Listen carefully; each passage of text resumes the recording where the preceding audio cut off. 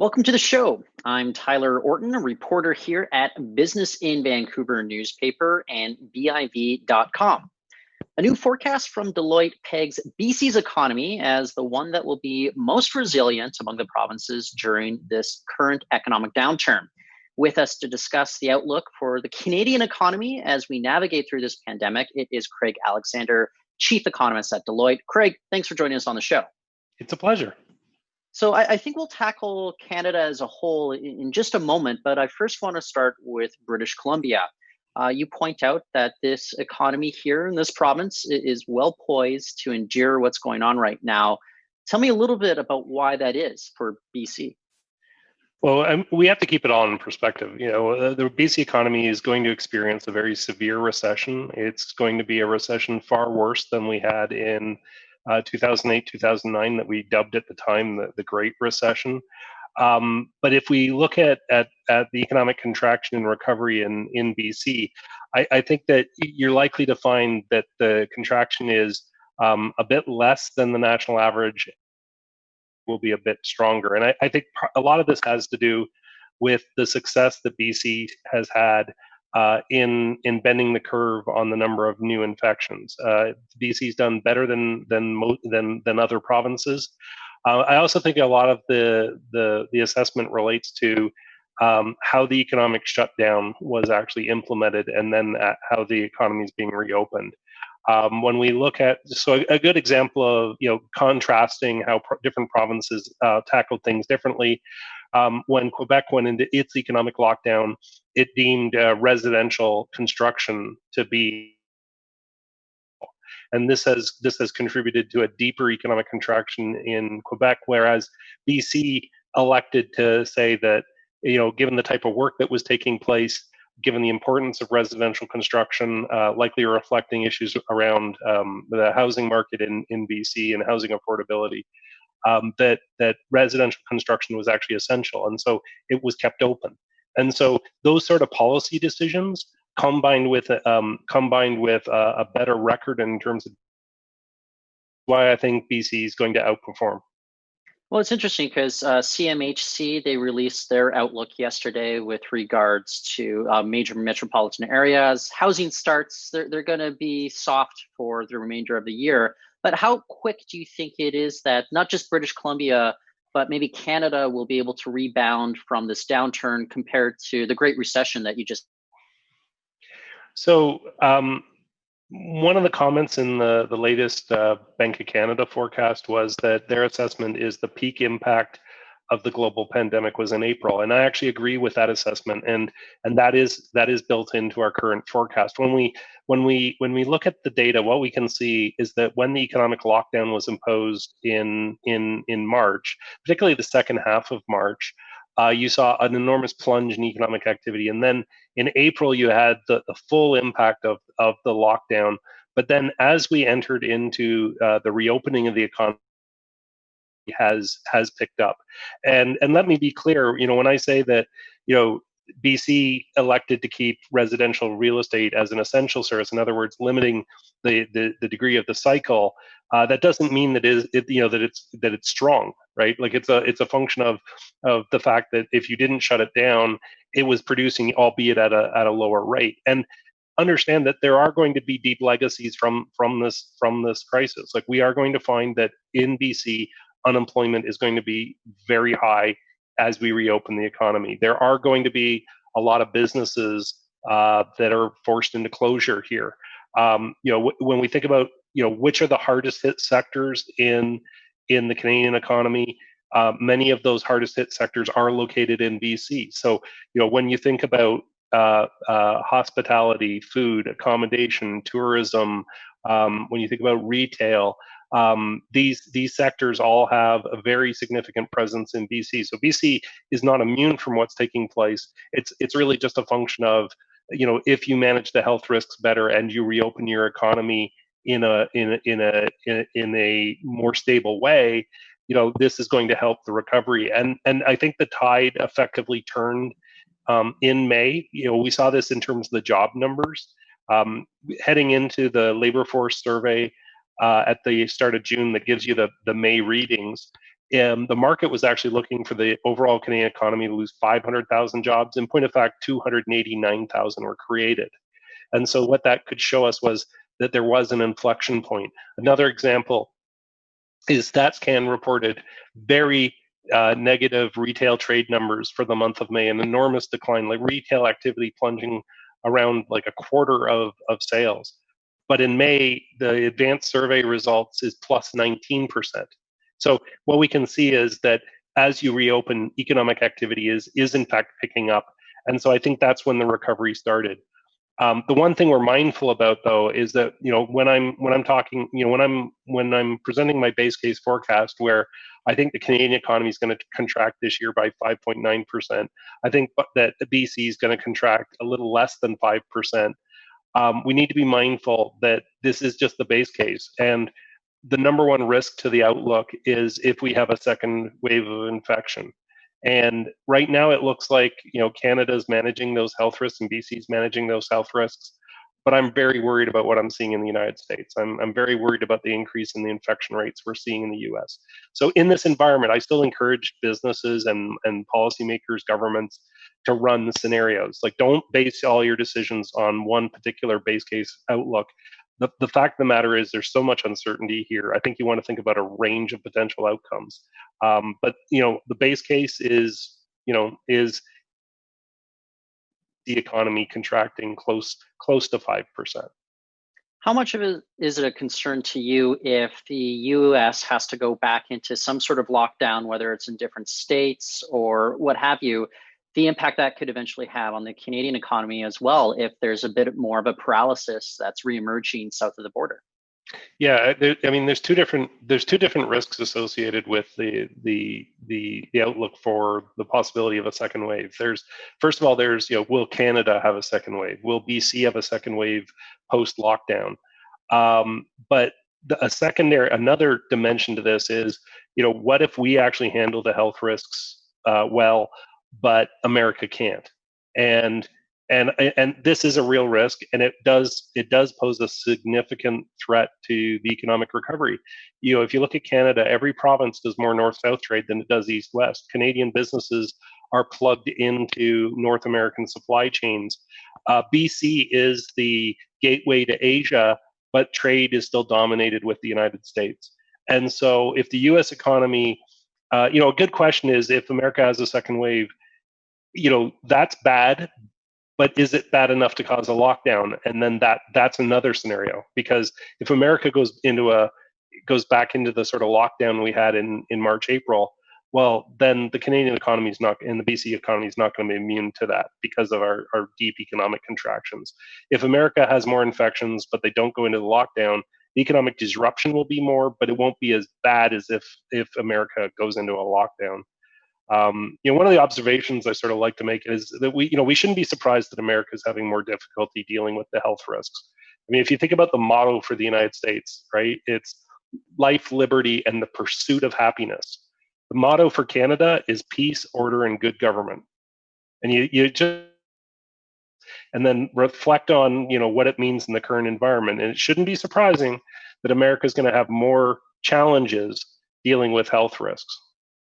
Well, the other thing that we saw, there's a lot of panic buying at the very outset of this, but it turns out that maybe our supply chains were actually quite resilient, as essential travel was able to continue across borders. But do you think that there's any possibility that we'll have a rethink about our own domestic supply chains, ensuring that there's not going to be as much potential disruption if another pandemic ever unfolds?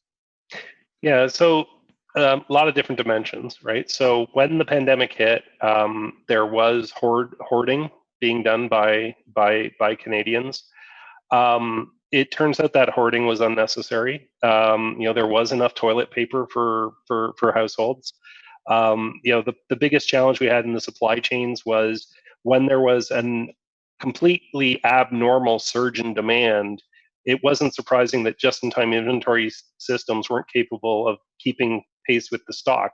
So when you saw if you went to the grocery store and found out that you couldn't get that toilet paper that you were looking for, it was actually a function of excessive demand, not actually a supply problem. So once that excess demand moderated, what we've seen is the Canadian supply chains at our essential retailers were perfectly intact.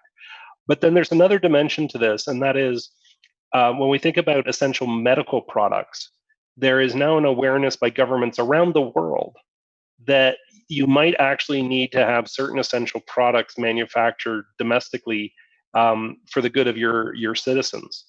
And so, I think it came as a bit of a surprise to Canadians to find out that 100% of our penicillin is from China, right? I mean, I think that people didn't quite appreciate the sort of global supply chains in medical. There's no question that I think one of the legacies from the current environment is that we are going to see governments put in place initiatives to ensure that there's more production of essential products domestically. Now, this actually raises a question in my mind as an economist, because it sets off it sets off a bit of a warning light, which is how are you defining essential, right? Like, so if the answer is essential means we need to make sure that we have adequate medical supplies, I'm perfectly good with that. But for politicians making decisions around what is essential, it would be very easy for that to expand to a broader range of products or broader range of industries. And if that was to happen, you could have an increase in protectionism, you could have, pressures on deglobalization, and that would be very harmful to the economic recovery. So we're going to have to see how this plays out. And I am worried that, in an environment where countries have experienced such a dramatic decline in activity, there could be political incentives to try and do things to protect domestic jobs or favor domestic workers or favor domestic businesses that actually seem intuitively right from a political point of view. But what we know from an economic point of view is they're deeply harmful. So if you think back to the 1930s and the Great Depression, the thing that actually caused a very bad recession in the 30s to turn into the Great Depression was because governments around the world embarked on protectionism. And that's why in 0809, when we had the financial crisis and the recession, and during that period, the G20 nations all agreed that we were not going to go down the path of protectionism. And so, we need to be mindful as we move forward that we don't want protectionism to take hold. And I think the government of Canada and the BC government is definitely aware of the risks, and they want to support domestic businesses and people, but they also don't want to see the harm that protectionism causes. But when you see what's happening in the United States and you think about the protectionism under President Trump pre-COVID, these are clearly the political risks have increased. Well, on the topic of that intersection between policy and the economy, one of the things I wanted to ask you about, though, is the potential for a transition into the green economy, that acceleration that you actually point out in your forecast. What kind of appetite is there right now, especially if you think about maybe some sort of constraints that there might be on investment, but also the realization that there is an opportunity to take bold steps to address climate change right now? Yeah, this event is, so the pandemic is enormously disruptive. It's going to cause businesses to really fundamentally look at their business models. And a lot of clients that I'm talking to are making changes to their business models in ways that are, in a sense, greater than they probably would have been comfortable with pre-COVID. Like, if you think about it, the shift towards digital has been enormous. The shift towards remote work has been enormous. There's been a lot of different disruptions that are taking place in this environment, and along with those sort of transformations of the shift towards digital, remote work, flexible work, there is an opportunity to also take advantage of of the current environment to green the economy. There's no question emissions have been reduced during this period where the economy has been largely shut down. The government of Canada, as part of its stimulus packages, introduced measures like, for the energy sector, there was the program to deal with orphan wells. And at the end of the day, that was an environmental issue that we were going to need to tackle as a nation. And the current crisis actually created the right opportunity to actually tackle that issue head on. And I think that there's more that governments can do. Like one of the things we're going to see as we move forward, and I know right now there's a lot of questions around governments running massive deficits and, how big is the debt to GDP ratio, the deficit's going to be. But understand, I don't think we've seen all the fiscal announcements. I still think that as we're reopening and the economy is recovering, you're going to have governments that actually want to put in place fiscal stimulus measures like they do during normal recessions to try and stimulate the economy when it's weak. And I think, for example, some of that stimulus is going to take the form of infrastructure. And when you're doing large scale infrastructure projects, boy, there's an opportunity to prioritize those that will also help you achieve your climate goals. So the bottom line is, I think that as governments are making decisions around, where they help to influence and strengthen the economy, there can be a greening or pro-environment dimension to them. And similarly, when businesses are thinking about transforming their business models, there's a real opportunity for business. ESG issues, environmental sustainability issues, have not gone away. They were here before, and they're still with us even in the midst of the pandemic. Well, if we turn our attention to, say, just average workers at this point, and I know there's still a lot of uncertainty about what's going to happen for many of these workers when the CERB, the CERB, ends at the conclusion of the summer. What kind of precarious situation does that leave for much of the economy and many workers that are still very much reliant on paying their bills using that $2,000 a month?